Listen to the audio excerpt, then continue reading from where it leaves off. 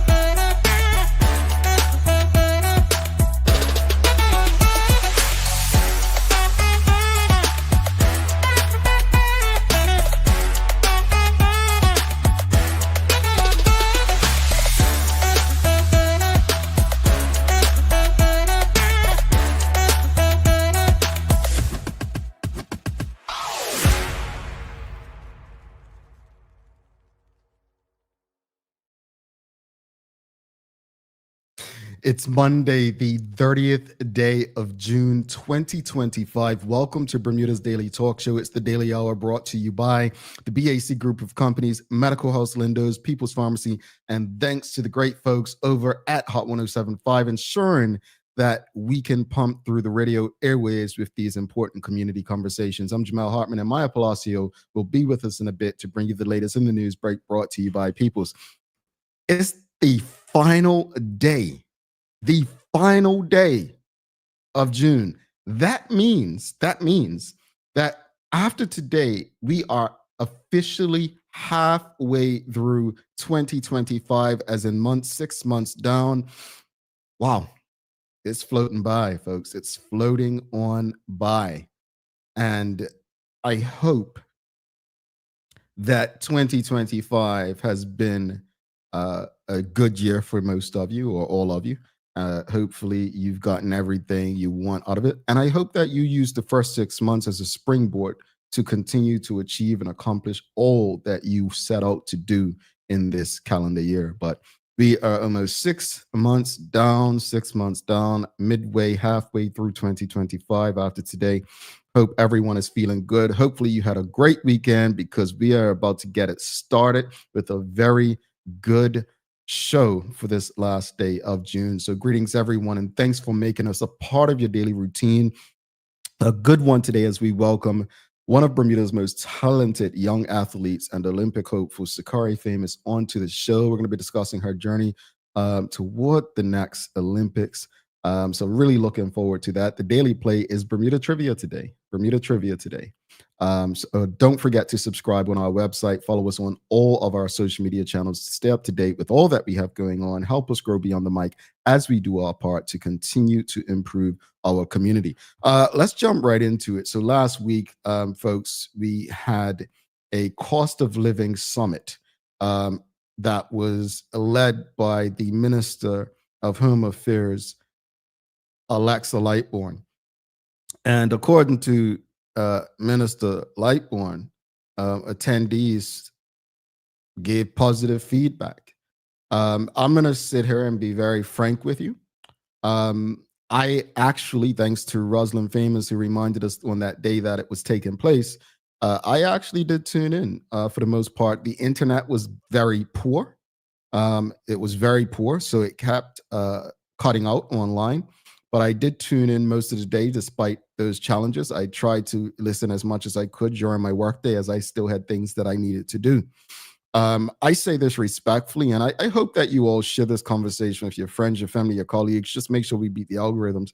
And I hope that the minister and her colleagues are tuned in.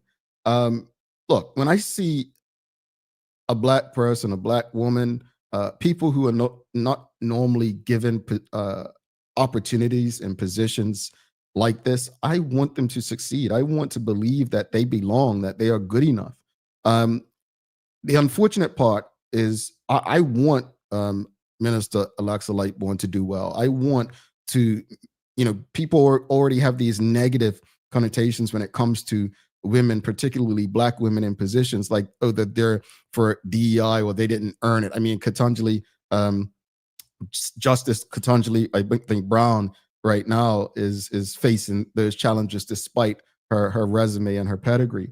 But I want her to succeed. But unfortunately for me, I'm not about emotions in terms of just going for something because I want it to do well, or cheering for someone because I like them. I actually want to see the work and results. And for me, this was nothing but a public facade. Why do I say that? Oh, by the way, the question of the morning is, what are your thoughts on the Cost of Living Summit? And did you attend or watch the Cost of Living Summit? But I feel like I see and hear a lot from Minister Lightbourne, but maybe it's too early for me to see results, for us to see results. This Cost of Living Summit, is this old thing in the United States. I don't know if they say it in Bermuda, but when you have unnecessary meetings, they say, well, that could have been an email. That's how I feel about this. It could have been an email. Most of the people on the panels were excellent, if not all. But they've all said what they said in different forums before, many of them on this very platform. I guess my question to Minister Lightbourne and the government, we have these committees, we have these organizations put together, we have these boards, we have these summits, town halls. I'm not speaking for any other Bermudian outside of my tax-paying self. When will we begin to see the action? When will we begin to see the results from all of these organized conversations? When will we begin to listen to what the experts say? And it's great to have the experts, but when are you going to start doing things based on what the experts are saying? I mean, they've told you. Because in one breath, some months ago, the government wants to compete with grocery stores, thinking that the grocery stores were taken. And now all of a sudden you want to hear from the grocery stores and the wholesalers. And it was a great, what is it? But there were a couple of issues with this Cost of Living Summit. Let me get my whiteboard out. I had Hamilton Princess. My dear colleague Sancha always asks when it comes to tourism, who are we targeting? And I guess the question to the government, and in particular, Minister Alexa Lightbourne, is who was the summit for? Who was it for?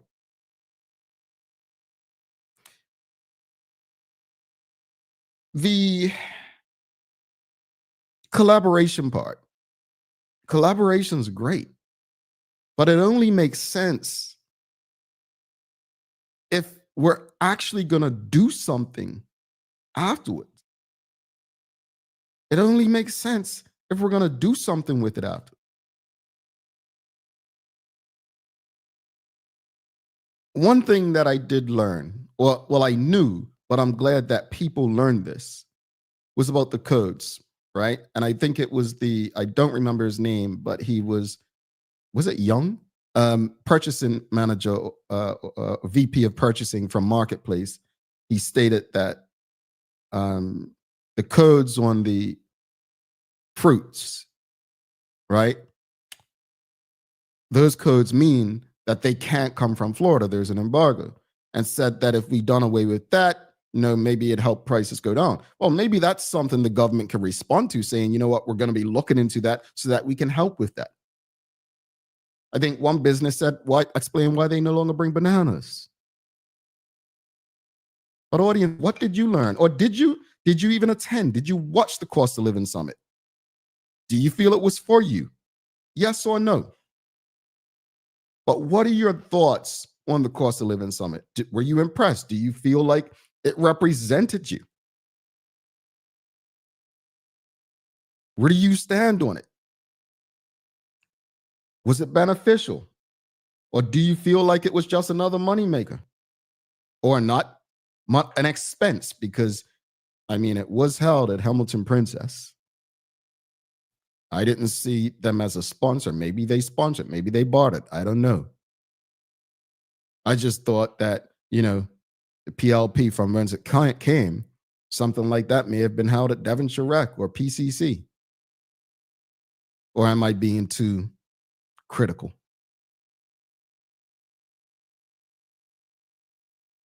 I'm sure the same people would have come there. Denton Williams, the CEO of Bermuda, the BAC Group, he had a great suggestion. Utilities, ownership.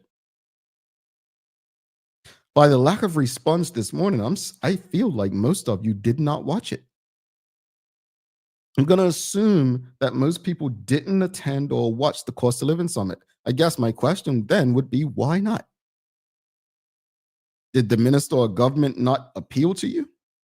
By the way, this is your daily discussion brought to you by our friends at Titan Express and Secure Trucking. Let us know, the audience. Just a simple yes or no. Did you attend or watch the Cost of Living Summit? Yes or no. Did you attend or watch the Cost of Living Summit? Yes or no? I hope that people actually go back and watch it. I think it's available on CITV, on the government CITV YouTube. You can go on there. That's where I tuned into it. But I'm hopeful that people will go back and watch it if they feel like they can get something from it. But it's okay if you didn't watch it, because I think that just shows fatigue. Like, I think Bermudians are tired.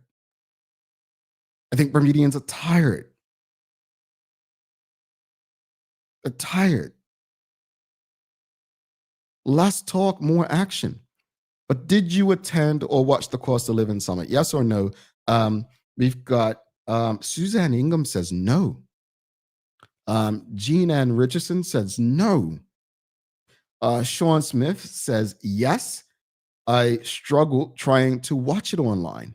I wonder if his struggle was similar to mine because the internet was so poor. Not to be critical, but I find it interesting that Bermuda sells itself as a digital, whatever location, yet struggles to provide a strong internet connection for important matters. Marquita Lee says no, did not attend or watch. Rosalind Famous says yes, I attended. I think it was useful to have an overview of the different aspects affecting cost of living and hearing constructive conversations. I appreciated that it had a live stream and ability to ask questions. Okay. Hedley and Swan says, no, also, I didn't know when it was coming on. See, Hedley, you know what? I'm gonna say that Rosalind Famous did let us know. She did tell us that day. She did tell us. So I don't think you have audience. This is why we're a community. To help each other, to make sure that none of us miss out. So if you know something's going on, let the others know, because I may forget. It might not be on my whiteboard here. All right. Cherie Dill says, I attended. I found some insights. Looking forward to seeing what actions come out of it. I think the overall theme that it's going to take a collective effort from all of us to fix our issues. And there were some potential solutions that were thrown out. Okay. Manuela John says, no, didn't watch or attend. Sean Smith says, yes, the government needs to improve their internet connection. Yep. Roberto Ortiz says, I believe that you need to be seen. A cost of living in a country like Bermuda is as much as those it involves. 365 days a year, people. Indeed. Charles H. Jefferson II, he says, I didn't watch it live as I was attending Cedar Bridges' graduation. I do intend to watch it, but I've heard that many anticipate more talk than action. I hope that's not the case. Time will tell. Okay. Look, man, I repeat. I'm going to repeat what I said earlier. I absolutely want Minister Alexa Lightbourne to do well. I want her to do well, because too many times women, Black women, are in positions and they are not allowed to succeed. But this just seemed to me like just another conversation. And folks, I want egg on my face. I want a year from now say, see, Jamal, they changed this. The government changed it. No, there's no. Well, I mean, I'm not sure. It was explained why there's an embargo, why we can't import the produce from Florida. Like I wasn't. I don't know if the gentleman said during the summit, but maybe if they did something like that. But also, does this mean that the government's not going to be trashing on the retail and grocery industry now? It's going to be interesting going forward. It's going to be very interesting going forward. What else, audience? What else? What else do you have? Anything else? Real quickly, I'm going to go off topic real quickly. So most of you know I don't watch much television. I watch sports and probably Dateline 2020 because I like to try to figure things out. But this weekend, I did something. So I turned on Netflix, probably like the second time this year, and I watched about 4 documentaries this weekend. 4 documentaries. I watched the Osama bin Laden manhunt. I watched the Poop Cruise. Yep, that's what it's called, Poop Cruise. I watched the Oklahoma City bombing. And last night, I watched The Liver King. I'm going to share something with you, and I really want you to see why I'm sharing this, understand why I'm sharing this. Now, you all know me. I don't do boats in the ocean. I just see no need for a human to be in the ocean. But anyway, I had no intention of going on a cruise again anyway. But after watching Poop Cruise, please don't even waste your time inviting me. It's not happening. The Oklahoma City bombing one exposed middle America racism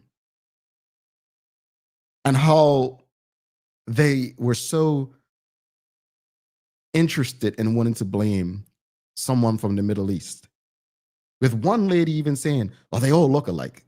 It was crazy. Then it happened to be one of their own. The Osama bin Laden one, I kind of knew that story, haven't seen, what's it called? Dark 30 something, that movie. But the Liver King thing is what I really want to touch on with everyone. Remember last week I told you I put in Copilot and ChatGPT. I asked both of those AI tools, what percentage of celebrities, athletes, entertainers, artists represent millionaires and billionaires? And it was less than 1%. I watched the Liver King documentary, and I really hope this hits home with people. There's a reason that I don't utilize content from this show on my own social media. I don't want people to know what's going on in my personal life. I don't need people to know what's going on in my personal life. I don't need my nieces and my sisters and my family. Like that's our personal life. I don't need you to know what I'm outside enjoying this comedian or so on. So you're not going to see that on Instagram or Facebook or Twitter X or whatever platform.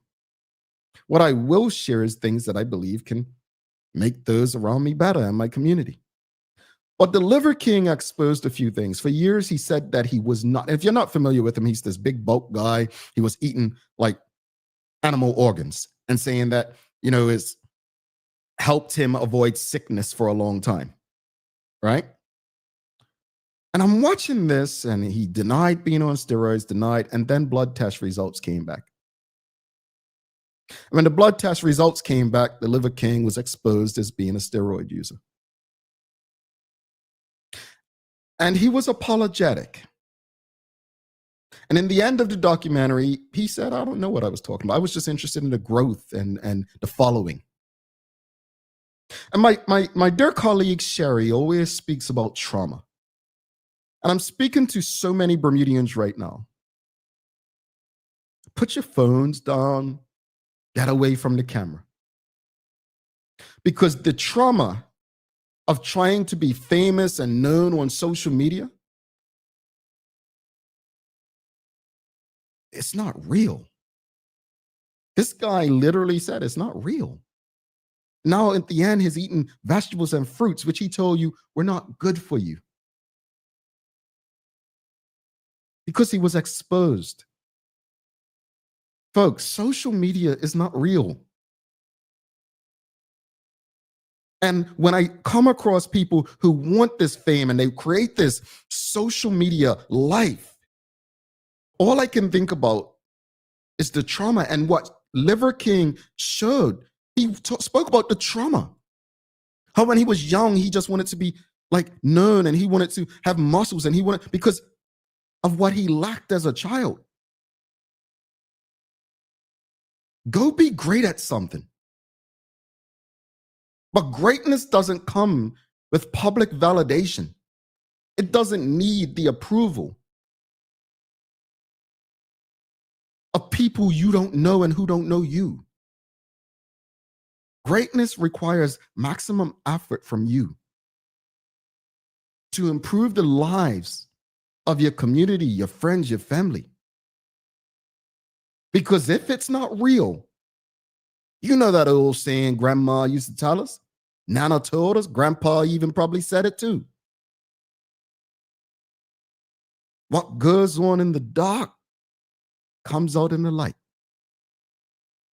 Don't let social media make you believe you need to be something to feel loved. All right, I'm done. I'm going to show some love to Titan Express Secure Truck, and then we'll bring Maya Palacio in for Daily Hour News Break. I can't get my time back. I watched all those documentaries this weekend, folks. The Daily Discussion is brought to you by Titan Express and Secure. Visit TitanEXBDA.com, your leading tour and transport provider specializing in Black History tours throughout the island. And SecureBDA.com for all your property management, waste management, residential, and commercial trucking needs. Professional, punctual, and reliable service is our commitment to you. Alrighty, let's bring Maya Palacio in for Daily Hour News Break. And after that, we've got Sakari Famous coming on, folks. Make sure you share the conversation with your friends, your family, your colleagues, because it's about to get good.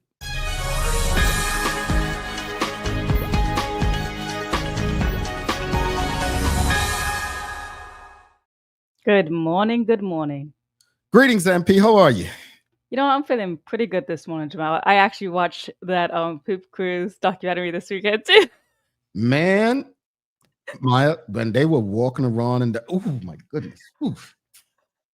I was like, I think I'm like you. I'm not a fan of like being on boats, big boats especially. You know, I don't really like being on the water like that. I love the water, respect the environment. You know, I'll be around the beach and everything, but like don't really like being on the boats inside. So I was just so curious. But when that big cruise ship came to them, so they got that Wi-Fi connection. Sorry to any spoilers. I'm so sorry, spoilers. But I was like, what next? Like, what was that purpose? I didn't see a purpose. So they were there to provide food. So the little truck, the little boats. Yeah, they went over to get some food for them. But I felt for those on the cruise that was stranded because, I mean, remember, they couldn't use the bathroom. They had to use the poop. I'm sorry for spoiling it, folks, but it was a lot. It left you with so many questions. Actually, Charles is saying a poop cruise documentary. Why? Because it's important. It's one of the most important, especially if Bermuda has an interest in tourism. Yeah, Bermudians need to watch Poop Cruise. It changed the industry actually, because what Carnival ended up doing was removing that clause, because we don't, Maya, let's be honest, when you book a plane ticket, do you read all the terms and conditions? Not at all. So people couldn't even necessarily sue because we don't read the terms and conditions of that. Carnival was clear. It was clear. It's like when I went to the safari in South Africa, the first time I went on a safari, it basically had this big sign, and the truck stopped before going in. Like, if you get eaten, your family can't sue. So I'm happy to say you can't. Like, we don't think about that stuff. But it was something. Yeah, it was a document. And folks, you know me, I don't watch TV. Like, it takes about 3 people to get me to watch one thing on TV. Like, people have to, it would take that, right? But the Liver King one was probably the one that really grabbed me, because to me it related to so many, Bermudians who just want to be known and validated and popular. And I'm just like, folks, if you have to be somebody else to feel loved, it ain't worth it, man. It's not worth it. Trust me. Yeah. Before I jump into the news break this morning, just following up on the Cost of Living Summit conversation, as you recall, I did post a story here last week on Thursday. So just a follow-up and reminding everyone that the commission had come together on Friday. So from that meeting, they're meant to put into plan. This is what Anthony Richardson said, who's the chairman, put into plan basically the short-term goals that can give us the biggest benefit, and then the long-term goals that'll give us the biggest benefit. So when we're going to see a turnaround and see something happen, I don't know. They didn't have specific numbers, but that's what they're supposed to be doing with this information from the summit, just so everyone knows. No disrespect, but when you write a business plan, you have to have dates like, okay, so we're going to aim to do this, and we're going to aim to by this date, that date. I would have thought the Cost of Living Summit, okay, we're going to have the summit here. We'll take the recommendations, and by this date, July 31st, we're going to have this, and then by this date, that's just how things work in a results-driven space. I could be. Let's hope they put those dates into plan on Friday when they met together. But I'll reach out. We'll follow up and we'll see what's going on. But yeah, the connection, like everyone said, with internet, that was bad, especially when media was also told to watch the summit from CITV as well. But let's hop into your news break this morning. So good morning, everyone. This is your Daily Hour News Break brought to you by the good people at People's Pharmacy. If you haven't already picked up a gift for your graduate, there's still time. There's still a lot to go and give to show them that you are very proud and congratulating them on the next steps into their future. All right, this morning, we're going to lead into a story about a 54-year-old United States national who was arrested for money laundering offenses. So the man was on board a vessel which was intercepted and searched under the authority of a Proceeds of Crime Act warrant on Monday, June the 23rd. The vessel, along with a significant amount of cash found during this search, was seized. And Acting Assistant Commissioner of Police Sharon Joseph, who led the multi-agency operation, said this operation has dismantled a money laundering network geared toward trafficking the proceeds of criminality to overseas terrorists, thus denying an organized crime group of their criminal proceedings. So the BPS has now been in investigation with this ongoing with their department. You said like a vessel, so it wasn't like a cruise ship with passengers. It was like a private vessel? It only says in the police report that a vessel along with a significant amount of cash found during the search was seized. Interesting. Okay. Now, in other news, and this is quite sad to hear, but a 9-year-old was transported to the hospital after a collision. So this happened on Saturday, June the 28th. Police and other first responders were dispatched to a report of a 2-vehicle collision in Middle Road near the junction with Tribe Road number 3 in Southampton. Initial reports suggest that both vehicles were traveling in an easterly direction when the vehicle in front attempted to make a right-hand turn into a private driveway, and the second vehicle then struck the rear of the first. So the only reported injury was a 9-year-old boy who was transported to the hospital for treatment. The extent of his injuries is currently unknown. Well, I definitely hope that that 9-year-old makes a full recovery, because as we often say when we hear about collisions, we because it's not a fatality, we think, oh, all's fine. But I just hope there's no lifelong damage or injuries to the individual. Yes, yeah, indeed. A lot of the injuries that we don't hear about are the ones that are serious and lifelong. And mainly we report the fatal collisions, but a lot of things also don't even get reported to the police. So in those instances, yes, we hope that it's a speedy recovery and that is no long-term effects from this. Now, meanwhile, the Minister of National Security, the Honorable Michael Weeks, shared insight from the Truth Be Told Youth Rise Against Violence event, where teens from 5 schools across Bermuda worked for several weeks on anti-violence messages. In this clip, you'll hear from the minister and the talking points of 2 schools, which was the Berkeley Institute and Mount St. Agnes. Here's the clip. Youth stabbings. Berkeley Institute's One Knife, One Moment, One Chance. Expose the brutal consequences of carrying weapons, urging young people to choose life-affirming paths over impulsive actions. These students told the audience that they had seen things they should not have had to see. and ask the profound and provocative question, what does the future look like if we do nothing? The ripple effect of violence, that was Monson Academy's campaign. The aftershock passionately portrayed how acts of violence deeply impact and hurt families, schools, and entire communities, calling on everyone to help break the cycle. They refreshingly and honestly affirmed that violence was not just a public school problem, and it is indeed an everybody problem. Absolutely, it is an everybody problem. It's a community problem. It's not discriminating at this point, as we can see from what's happened in the most recent year. Yeah, indeed. Yes. So that did happen on June the 10th. Again, it was 5 schools that took part and had different messages with a media campaign on anti-violence in Bermuda.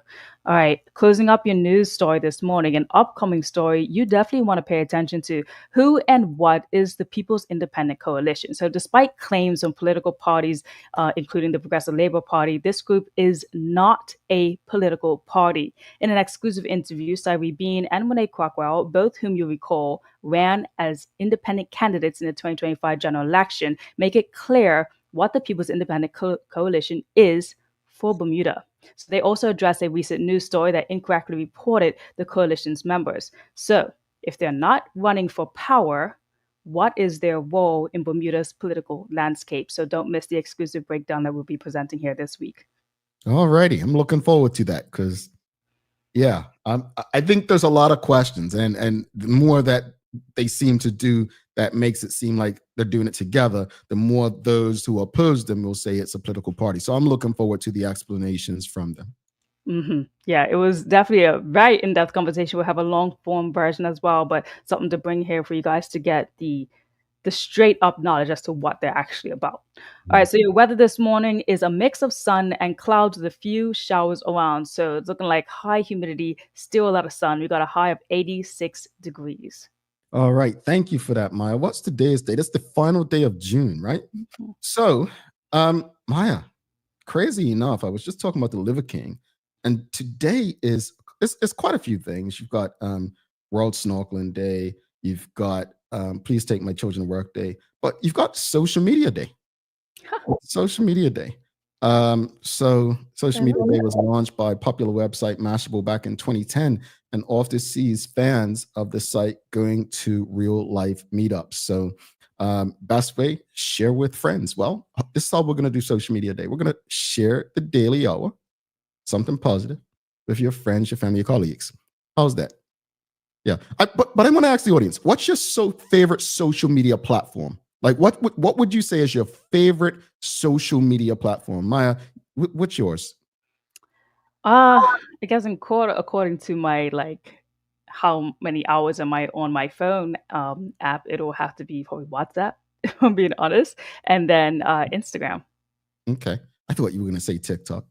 No, I have to delete that sometimes because that is a doom scroller right now. That'll have me just and time is done. So Yeah. I have to, that's not on my phone. Those are strictly on the laptop ones. Like I can't.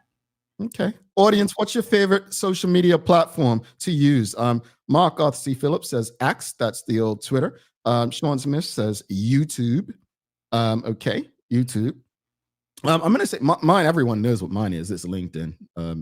I just spend so much time learning different things, reading articles. I legit take what I read on LinkedIn and dissect things. The amount of articles from so many different people in your space that I'm able to read and real life situations. So that would be me. Dr. Anthony Richardson says LinkedIn. MySpace, you never forget your first. Says, my goodness, just say what's the one that Black Planet? Yeah, just say Headley and Swan says YouTube and Instagram, and we've got Jewel Eve says YouTube. Real quickly, before my head's out, I want to say something. So I reached out last night to a couple people. My dear friend, I'm going to say her name, Jamaica Smith. She was she was behind the scholarship that Out Bermuda offers. And I said to her, is it me? Or have corporations moved on from celebrating Pride Month publicly? I said, where are all the logos that they would change? And we spoke about it. And I want to ask the audience, I want to ask you all, is this a result of the intimidation by Donald Trump? Of organizations not doing stuff like that? Or is it a reflection of where we are at, where people now are tired of marketing campaigns being shared as PR? I don't know what it is, but it just can't just be me. I mean, no, I would definitely to answer even I had that conversation with friends about how a lot of businesses aren't supporting Pride this year as they were last year, whether it be the logos or just financially. And a lot of it, I think, from the conversations I've had and from what I've seen, is because now Pride, maybe because of the Trump administration, but it's also now become a protest again, which it was initially before anything else, before it became this party event thing that a lot of corporations try to push now. And what most people still want it to be about is having, human rights and decency and everything put on top. But like now it's shifted back to protests. This is Pride is a protest.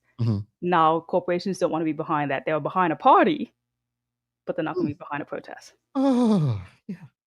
Folks, this is what I'm telling you. They're changing that logo. And that leads me to one more thing. See, Maya, you just made me think something else. Here's my problem with this whole boycott of Target. I'm sorry, Maya, you made me do it. Here's my problem with the boycott of Target, folks. I'm okay. Y'all want to boycott, do what you do. But I don't think when Dr. King was saying boycott Wonder Bread and Coca-Cola, I don't think the idea was, okay, well, let's now go support the other guys. Like, okay, so you boycott Target. Do you know the DEI policies of the people that you're going to instead?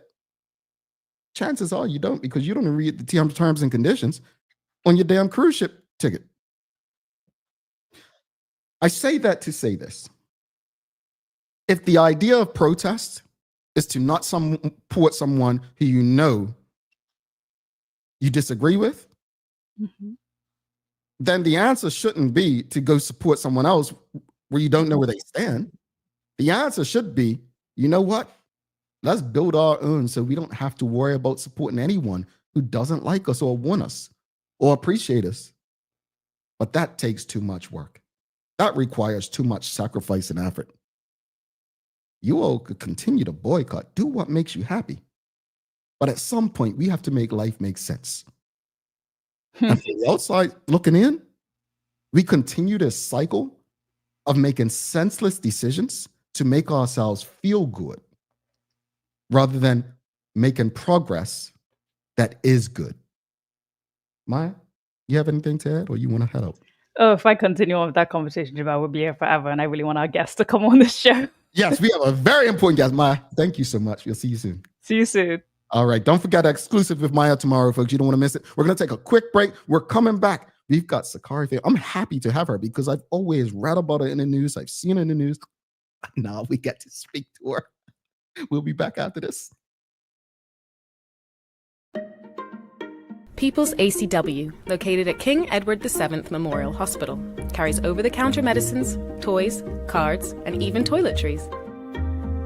Our knowledgeable staff are there whether you're at emergency, visiting family, or a member of BHB staff, to show you our best even when you're feeling your worst. People's ACW, we're here for you.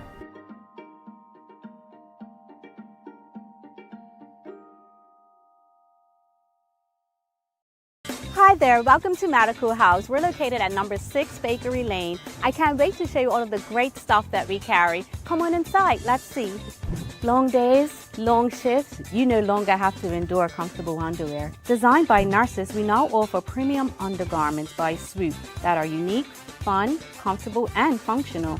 The only underwear you'll ever want to wear. Who says high-quality functional products can't be stylish and comfortable at the same time?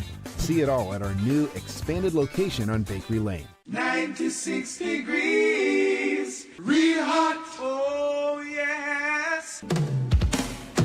Summer's heating up, but your home, it can chill. BAC is turning down the heat with 20% off Carrier X-Power mini split AC units. They're sleek, whisper quiet, and smart, thanks to energy-saving inverter technology. New install, upgrade, doesn't matter. Just don't miss out. For a limited time, get 20% off when you pay with cash, credit, or debit. 96 degrees, real hot. Swing by BAC on Mill Creek Road today. Discover Drop It, your go-to grocery delivery. Browse and select from a wide range of groceries, from fresh produce to daily essentials. Our friendly drivers deliver fresh groceries to your door fast, saving you time and hassle. With Drop It, you get fresh groceries delivered fast so you can focus on what really matters. Drop It, freshness at your doorstep, delivered to your door with Lindo's. Why go anyplace else? Dreaming of expanding your business? With BDC's Loan Guarantee Program, we support your ambitions. Get up to 75% guarantee on bank or credit union loans up to $300,000. Just your vision and our support. Apply today and unlock new business opportunities. BDC, Bermuda Business starts here. At Umami, we don't just sell spices, we spark something bigger. We believe food isn't just fuel, it's connection, it's tradition, it's joy. Our dream? To help you eat better, love louder, and maybe even start a little food revolution. One home-cooked, flavor-packed meal at a time. Because cooking isn't just a chore, it's an act of love. Umami Spice. Gather, cook, connect. Alrighty, welcome back to the big show. Jamel Hartman here. It's the Daily Hour brought to you by the BAC Group of Companies, Medical House Lenders, People's Pharmacy, and thanks again to Hot 1075 for ensuring that we can get on the airways for those who are unable to watch but can sure listen. Don't forget to subscribe on our website. Follow us on all of our social media channels to stay up to date with all that we have going on. Help us grow beyond the mic as we do our part to continue to improve our community. And folks, if you haven't already, I ask you this every show, and one day I hope that I don't have to ask or say it at all. Whether you're on Facebook, LinkedIn, YouTube, Twitter, X, or Instagram, do us a huge favor right now and give us a like, love, follow, share the conversation with your friends, your family, your colleagues. Just make sure everyone you know has access to these community conversations as possible. But without further ado, let's bring in our very special guest of the day. We've got Sakari Famous. Let's give her a warm TDH welcome, audience. Oh, hold on. Hello, hello. How are you? Morning. How are y'all? How are you doing? We are good. It seems like you have a fan club out here. We've got Anika the Shield says Sakari. We got hold on.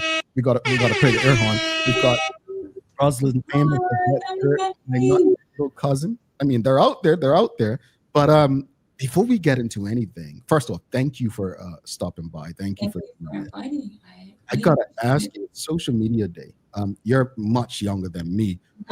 What's your favorite social media platform? As you know, TikTok be on there on my list. But it's TikTok or Instagram. But as an athlete, I do try to minimize because my focus needs to be on my performance. So Indeed. I thought Maya was gonna say TikTok. I thought she preferred that, but yeah, Instagram makes sense. Well, again, thank you so much for stopping by. I was very serious. I've read about you for years in the news, seen you in the news, but I feel really, really lucky to be able to have this conversation with you this morning. But for those who may not have heard of you, don't read the news, or not news followers, just tell the audience a bit about your background and what it is that you do. Good morning, everyone. I'm Sakari Famous. I am Bermuda's first female high jumper over 6 feet. High jump is a track and field sport event where we have an approach where we run, and jump over a bar with no assistance of equipment besides our own body and high jump spikes. Yes, that is what I do. Wow. So real quickly, I mean, how did you get into high jump? Like, what's specialized? I mean, you know, children run, they do gymnastics. At what point did you just start, oh, this is the one that I'm going to do? Well, my journey actually started when I was a kid in Bahamas, when my mama was going to medical school. And one of my best stories I could tell is that I was in gym class. My gym coach was a track and field coach as well. And one day he just decided to start up this high jump class, and he lined us all up and he said, okay, everybody jump over this string that's attached to these two standards. And it was me and one boy's that was last standing. That was standing. And it was me that won that little mini school competition. And he came over to me and my mom was like, you need to get her in track and field. So that's where my story started. And then I came back to Bermuda, started with Rohan Simons, with Pacers, and then it was just up from there. Wow. Congratulations on the start of your journey. And you've had quite the success so far right through college, and you can go into details. But when you think about your journey so far, what were some pivotal moments or setbacks that shaped the athlete you've become so far today? Well, I would say one pivotal moment and challenge that I had to go through started at my college career. So I didn't have the best first few years of my college career, but I do appreciate them because they built my character. As athletes, you know your own potential, you know your goals, and you know what you want to achieve. However, other people can sometimes don't be on the same line as that thought and do have like a capability to put their own belief to yours. And so now I've gone stronger past other people's beliefs and continue to be on my belief, because you have to just be strong in your inner self and to continue to achieve your goals. And even though I didn't have the best first few years of my college experience, I was able to find another environment that helped me push my limits, especially even now finding a now current environment with the best coach, one of the best coaches I've ever had. And I had to go through injuries. A few of them were serious. I had double ankle sprain my left ankle, which was my jump-in ankle. I had a stress fracture in my lower back that I had to go off, and then I had to go concussion. But all I can say is that I'm grateful to be here, continue to achieving my goals. And so those are just a few things that I had to go through, but I'm super glad to be here. Wow. Man, and I think I speak for many when I say there are so many people who may have given up. Like, what kept you going? What kept you going through that? I would have to say God really put that full image of going for my goals.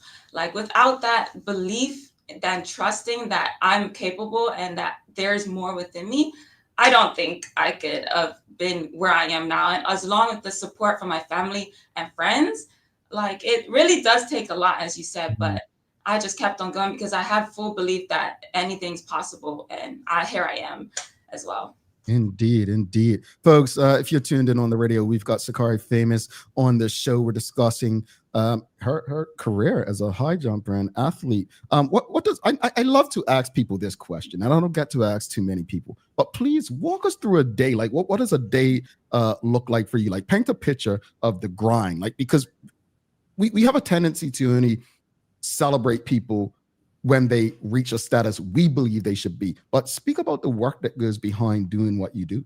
Okay. Well, recently for my if I've given you a college and then now, college, you are schoolwork, you are training with weights, you are going on the track. So it's like 2 sessions per day. And then you're also trying to eat properly. And so now my schedule is able to fully focus on my performance.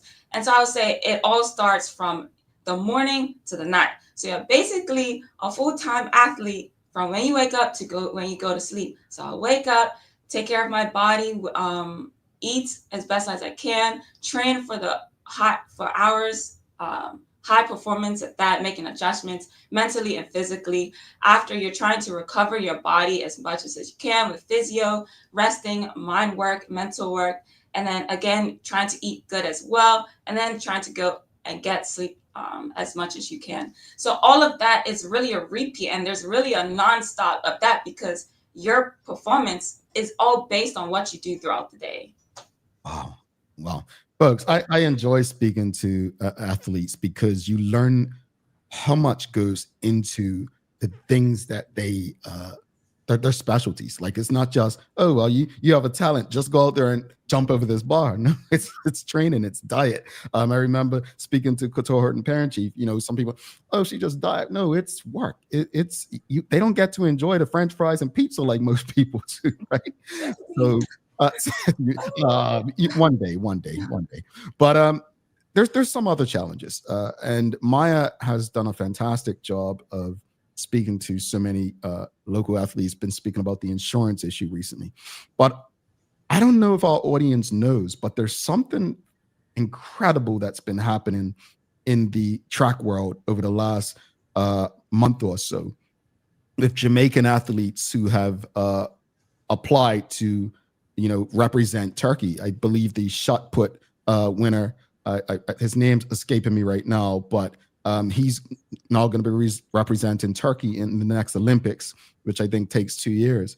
And a lot of it's coming down to finances. People, as we've had conversations with people on this show, a lot of people who are not in this space don't understand or realize how much it costs to chase an Olympic dream, right? They don't understand that this is not like, the NFL or NBA or the Premier League. Like, this is not the same kind of athlete. Can you walk us through some of the financial challenges athletes like yourself face post-college as you try to take those next steps? Yeah, I'm glad you said post-college, because during college, everything could be taken care of. As long as you're on scholarship, you have your food taken care of, you have traveling expenses taken care of, where you sleep is taken care of. And now being post-collegiate, everything and all those expenses are on your own. So I'm lucky enough to have a space in Texas, Fort Worth, Texas, to train under Coach Marissa Chu at Texas Christian University, TCU. But those expenses, living there, having an apartment, traveling to and back to the track, food expenses, and also the very important is being able to train and compete at other places as well with my coach. So all those really is involved, especially with the recovery.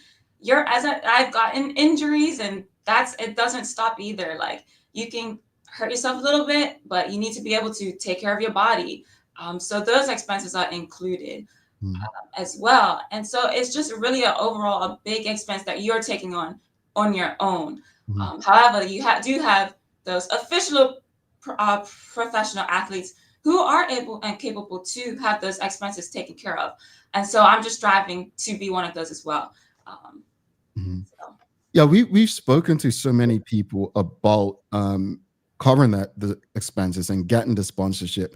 Sponsorships and funding seems hard to secure. It seems I think Jenny Smet is her name. She was on the show and she spoke about that recently, earlier this year.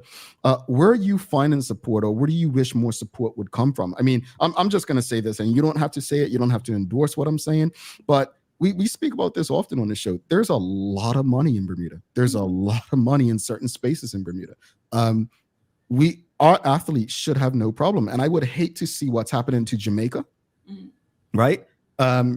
Happen in Bermuda, and it's happened before. We've got Troy Douglas, who went on to represent the Netherlands. But I would hate to see Sakari Famous, who potentially could be one of our next medalists, going on to represent someone else. But where would you like to see, like, what's the hardest part about securing funding? And, where are you finding support? And where do you wish more support would come from? This is my first year being post-collegiate. So I wouldn't say it would be hard. I would say I just look forward to being able to connect to those who can support my journey. So I wouldn't say it's particularly hard, but I would say I look forward to reaching out and being able to connect to those, just because money is just connecting and partnership to those who can support this journey. And it's going to be a great one. I feel like I put in hard work and dedication to my sport and love and passion. And I feel like there's others who would want to join that journey as well. Yeah. And I hope that, based on what we've learned about you this morning, I hope that by the time this show is over, people will be running to you and saying, what, we want to support your journey. We believe in your vision. We believe that you have the right attitude, pedigree, dedication, and commitment to represent Bermuda at the highest level. So my hope is that people will do that. Audience, if you have any questions or comments for Sakari, please send them through. We'll get through as many as possible. We've got a lot of comments. Apparently, you went to the Barclay Institute, huh? Oh, I did. Yeah, because you've got folks out here saying, and she is a Barclayite. And, we've got Traveling Trotty. And then Valerie Williams says, famous, strong. We are proud of you, Sakari. And we've got Donna Reyna. She says, so proud of you, Sakari, for hanging in there. You have so much potential. Were you a Gold House captain? Says I was, and we won that year. I was senior, so okay. Gold House. Aisha Talbot says so proud. Bringing tears to people. You're bringing tears to people. All right. So let's say the stars align, right? And you make it to the Olympics. What would that moment mean for you personally and for those who have supported you? Would mean a lot. It would be like I did it, and all the challenges and characteristics that character building situations I've done has really put me in that moment to do that. And I wouldn't just say the Olympics as goes to, it's the journey before as well. Going to maybe Worlds and competing in NECAC and Commonwealth Games. All of that leads up to that moment of the Olympic Games, and I can just feel it already as this, I did it. I did it for not just me, but for my family, for my country. And I just feel like goosebumps already that like, it's a really appreciative of hard work that I've done already, that I can see it. And when you see it, when you believe it, you can see it, so. Indeed. Let's go to the audience. We've got quite a few questions. Charles H. Jeffs II, he's asking, what is the qualification height for the Olympics? How close are you? And how much does high-level competition help to improve a high jumper? So the qualifications for the Olympic Games is 197. I just recently jumped 185 meters, but my coach, who I'm currently under, Marissa Chu, she believes that I can go way past that. And I believe that as well. And so, but it's all about the stepping stones and consistency. So over the past few years, I didn't have the best consistent years because of the injuries and also just the situations that I have to go through. But I believe now that I'm able to have full time and focus in my career and my passion and love, I think that can be a very easy height in the upcoming years. And it will be. We'll be cheering you on over that 197.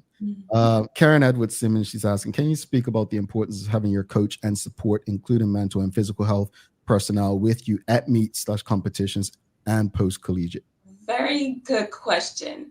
I would say having a coach and having a really good coach in any environment is very imperative. Being a professional athlete, I was able to work with my coach since December, and her capabilities and her experience was able to get me my national record just in May. So I feel like over the next few years, being able to bring her where I go and also following her and training with her is very important, and is very, very important for me to as I go on in my couple of years. Indeed. We've got more questions. They're coming for you. Anika Shields asking, how old were you when you first competed in the Carifta Games? Oh, nice. I was 13 years old when I first did my Carifta Games in the Bahamas. And 6 years after that, I consecutively won medals at the Carifta Games. So that was a fun time. I enjoyed traveling to the Carifta Games and also getting a medal for my country since 13 years old. Indeed. Are there any people, before we go back to the audience, is there anyone in Bermuda in particular? I know like Clarence Nicky Saunders won gold at the Commonwealth Games, I believe it was. Like, have you developed any rapport with like maybe a Clarence Nicky Saunders or even a Couture Horton Parent Chief or Brian Wellman? Like, do they offer any? Clarence Nicky Saunders is actually family, so I think it's a good inspiration for me to continue on the path that I am. And it's also great to be in contact with just the athletes who've done absolutely amazing for Bermuda. It's constant inspiration. And I have to give a great shout out for Brian Wellman, because he actually made in contact with my current coach now. And so I'm super grateful for the community of that he allowed me to create out there in Texas. So I have to give a big shout out for him. A huge thank you. I love that. I love that. Julie says, such a talented and articulate young lady. Rosalind Famous says, love the powerful, positive mindset. Got me inspired today, Sakari. Well, all day. On a Monday too, folks. You're going to have people loving their jobs today. Great week. Let's go. Not just today. We've got another question. Anika DeShields asking, how many meets would you like to compete in annually? And are they all in the USA or international? And also, let me add to that question. Do you have to be invited to meets or can you choose meets? Well, there are meets that I can choose to go to, but there are meets that you have to jump a certain height and also be at a caliber to be invited to, like the Diamond Leagues. But I feel like it'll be there soon. But it does take, again, funding and sponsorship to be able to go to those meets, even in the U.S. And there's the U.S. and Canada that I could also go to, because these meets are very important. It's where I'm able to gain points for the World Athletics. I'm able to reach for higher goals and also improve my national records. So competing and traveling to these meets are very imperative, and that's where sponsorship and being financially able to go is very important. Yeah. You the follow-up question for you first competed in the Carifta Games at 13, and then she's asking, how old were your competitors in that first Carifta Games? I believe we were all the same age, so be under 50. I can't remember. It was a bit ago. But yeah, we were around the same age, probably like 13, 14. You know, beyond the medals, right? Beyond the medals and everything that comes with that, the hoopla and people cheering, what legacy do you hope to leave both on and off the track as an athlete representing your country? I think the main thing is just sharing love and light to others, continuous positivity, and then just also having true trust in yourself and following your passion. And I know that track and field may not go on forever, but it will continuously be in my heart. And also I might find another passion. So I do fully believe on following your passion, and that anything is possible as well. And that is just what I want to leave by, that you are able to do anything you want to, anything you can, and have capability and true belief, as long as you trust the process. It may be long, it may be short, and it's just enjoying the moments as well. How important is family support, community support in terms of what you do? It is very important. I would say family is just super important to me. I love my mom. She's been there since forever, like constantly in my head, like, you can do it, you can do it, you can do it, you can do it. And being supported by my family, like, you're doing a great job, keep on going. And that is just really appreciative of me, that I had that support. And so it's just truly just important to me, having that behind and in front of me. So. What can we, the Bermudian community, what can we do to better support you in your efforts as you aim to not only accomplish something that someone probably hasn't done? We haven't had a high jumper medal in the Olympics before, but what can we do to ensure that you have the support needed to accomplish what it is you're setting yourself out to do? I think it's just continuous support as athletes, not just me, all the other athletes and also track and field athletes appreciate seeing, hearing all the support that Bermuda creates for us, especially in our last national championships.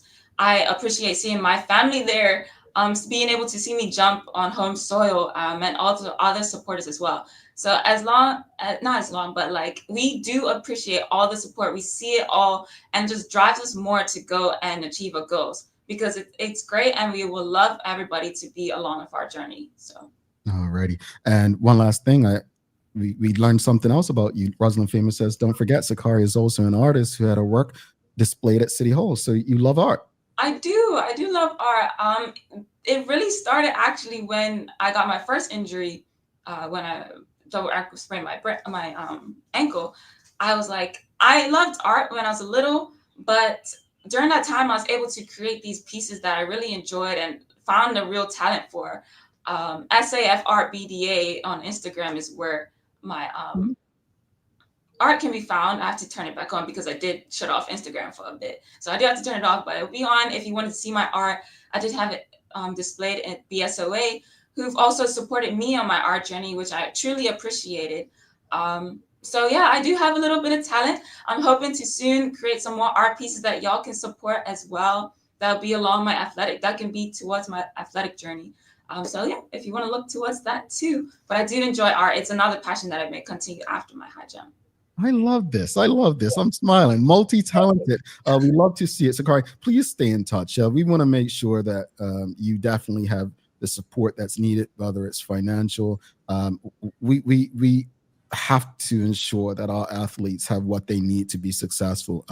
Again, just seeing what's happening in Jamaica is something I don't want countries like ours to face. I mean, we are small island nations, and it's important that we have our best representing us on the biggest stage. So congratulations on all you've accomplished so far.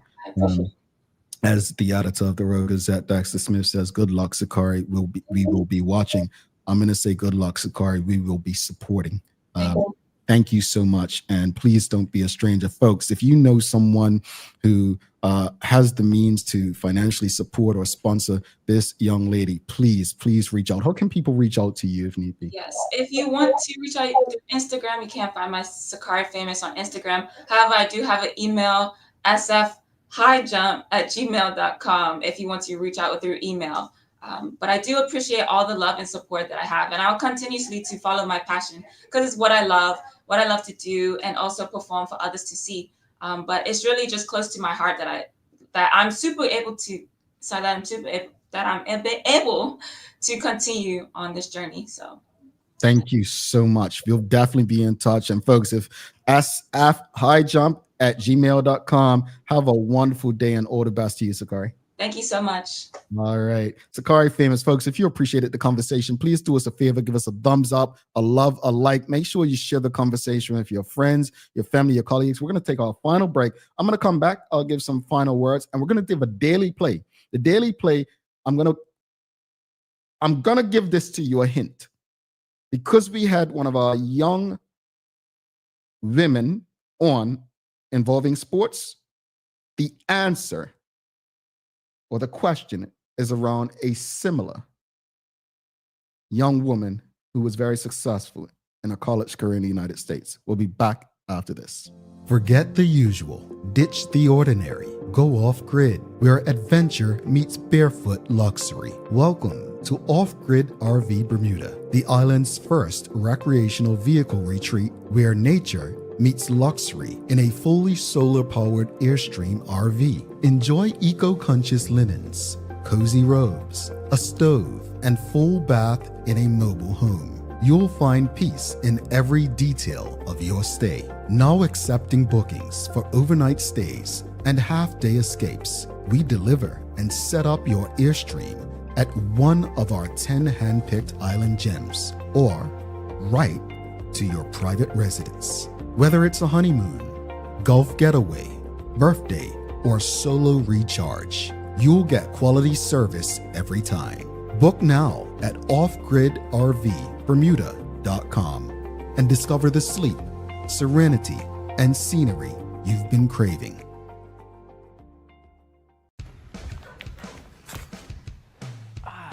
Hey, you all right, boy? I don't know, man. I finished running 20 minutes ago, and I feel like I'm still panting. Look like you need to recover. Try this here. New drink. Oh, you're like you want to go to the hospital in 2 seconds ago. This will make you fast like Flora. Tastes good. Yeah. Yeah, boy. Yeah, bye. Hey, we again. I'm recovered, boy. Being from this little island, like yourself, we knew you needed access to reliable shipping. We set up mailboxes so you can skip all the long waits or held up in customs excuses. With mailboxes, that won't happen. Get your packages in under 48 hours using our dashboard. Plus, if you're a planner or headerer, our weekly consolidation service might be for you. We hold your packages in Delaware and ship them together to save you big time on shipping fees. And with our warehouse being in Delaware, that means 0% sales tax. Pretty cool, right guys? Looking for the best care for your pets? Nova's Ark Feed and Supply has everything you need, from top quality foods to toys and supplies. We've got it all. Join our frequent buyer program and earn rewards every time you shop. Plus, we've been awarded the Clever Customer Initiative program for helping you save more. And don't forget, we open an hour early on Saturdays so you can get a head start on your pet care. Visit us today or shop online for easy pickup or delivery. Your pets will thank you.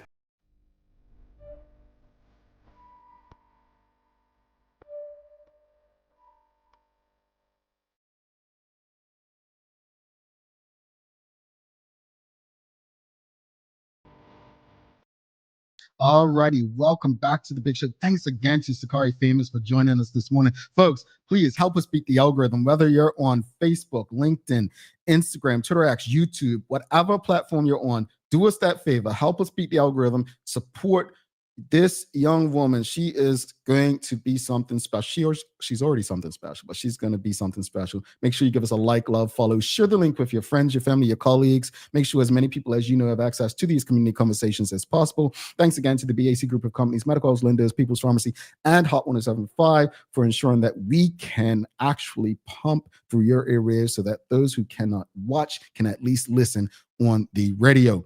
Folks, it is time for the Daily Play, brought to you by Bermuda Trivia, now available at stores throughout Bermuda. Follow Bermuda Trivia on Facebook, Instagram, Twitter, X, and TikTok to find out why it's Bermuda's favorite trivia game. All right. Are you ready? It's Bermuda Trivia today. It's sports related. All right. She was another young Bermudian woman who competed in D1 in the collegiate level. Her name is Leilani Nesbitt. Leilani Nesbitt won the Women's NCAA Soccer National Championship while attending what university?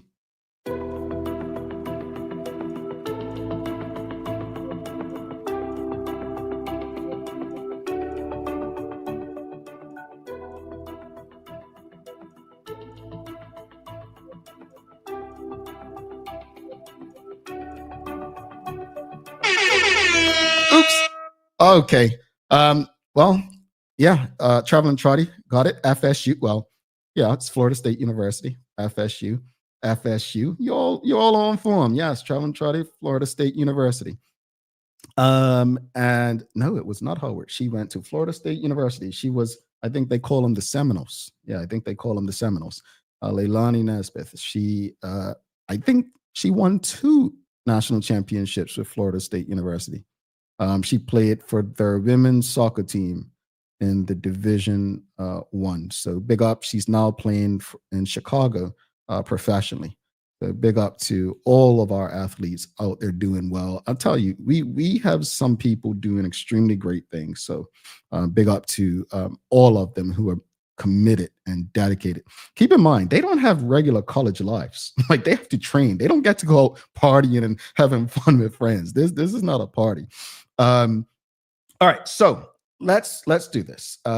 Final thoughts on as far as the conversation with Cost of Living Summit. I want to go back to some comments because we didn't get through some of the comments at the end. But regarding the why there's an embargo from Florida, Cherie Dill actually said, I believe mentioned Florida has some bugs that we don't want to hear. Yes, the pests to protect the environment. That was a big thing. And we also had Emily Gail Dill, MP Dill says she watched online and I was off island. I found it helpful to have a variety of perspectives across industries shared, and I look forward to us together, working together to action the most feasible solutions. So yeah, I think, look, at the end of the day, I want whatever was discussed in this summit. I want the solutions to be embraced. I want them to be enacted. I don't want us to be having the same conversation a year from now. I don't think it's helpful. Let's get to work. I finally listened to my business partner. I don't open my computer and work on Saturdays. But come Sunday, I'm right back into it. We need people who are not afraid to get their hands dirty and make tough decisions. The work needs to be done. Bermuda's current living situation, it's not sustainable for people who are not in multi-income households. Something has to be done. All right. As far as the conversation with Sakari Famous, I absolutely appreciate having that conversation for so many reasons. I want to give a shout out to Anika DeShields for making it happen. A shout out to everyone who engaged today. Our athletes need our support, not just when they win. We have a tendency to show up when they win. But along that journey, that's the toughest part. We need to find a way to support them, be there. Maya and I were talking last week. We need to fill up our stadium when there's track events, when there's football events, it's hockey. We need to get out, put our phones down, leave the internet for a while, embrace and enjoy those who actually need our support in person. I tell you what, she said she took her Instagram down. These athletes are not people who need your likes and follows for validation. What they need is your support in any way you're able to give it to them, to help them represent us, you, our community, as they bid to do something that few have done before. Congratulations to Sakari Famous, and wish her all the best going forward. I need to get a daily inspiration for you, so I'm just gonna. Oh, that's the joke book. You don't want to joke at this point. Let me bring out the see what it lands on. All right, let's see. Mike Tyson. No, we're not going to read that one. No. Quote, real freedom is having nothing.